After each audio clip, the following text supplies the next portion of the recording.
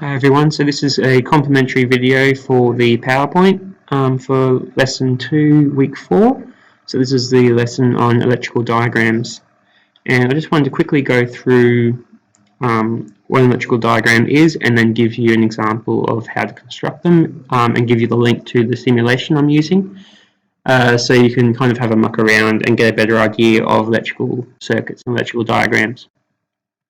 So what we're doing is we're trying to understand how charged particles move through a circuit and how to describe this with diagrams. So electrical energy is, you should remember that atoms are made of protons, neutrons and electrons, and it is the electrons that we are interested in right now. So when the electrons move through wires,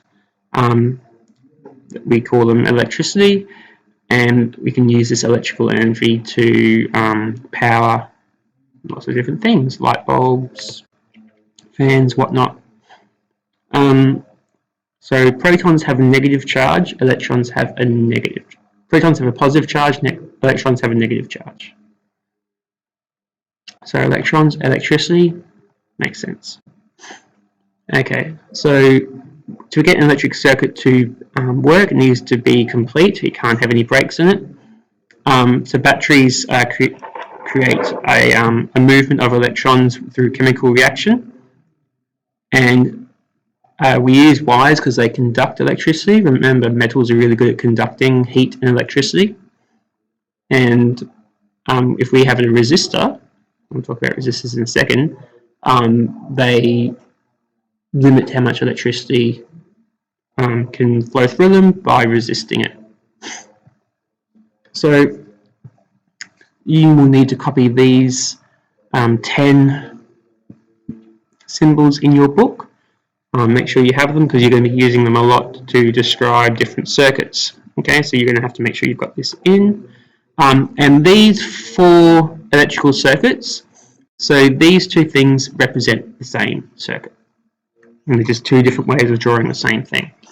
So you can imagine if you've got a really complex circuit, something like this is going to be easier for you.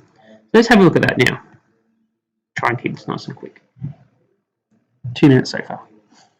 Okay, so what we're going to do is we are going to create an electrical circuit. So I'll first start up by let's get 3 batteries. Okay, and what we're going to do is we're going to just get some wires, bring them down here. Now, I have a choice. I can chuck some stuff on. I might put a switch on, and let's have a couple of light bulbs.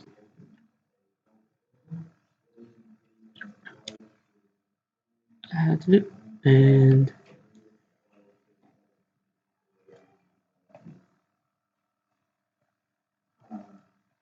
done. Okay, so notice that nothing's happening. So these electrons, the little negative symbols, are not moving. They are not moving because they are not complete. The circuit is not complete. However, if I click on this switch here, you'll see that the circuit is now complete, and the electrons are now able to move.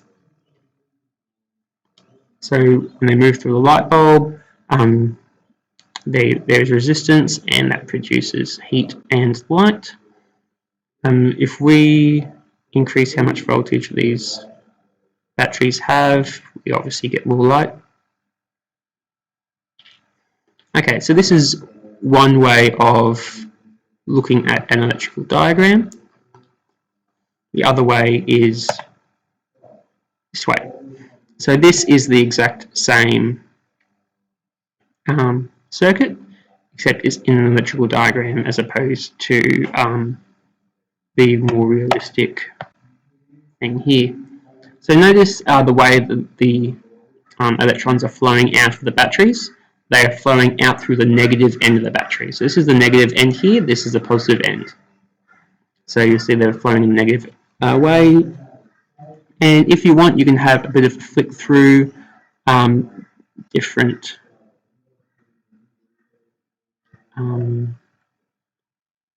things and just have a bit of a look at them. So if we want, we can put this coin in, see how the electricity flows through the coin, or we could put an eraser on and see nothing happens because the eraser is resisting the electricity.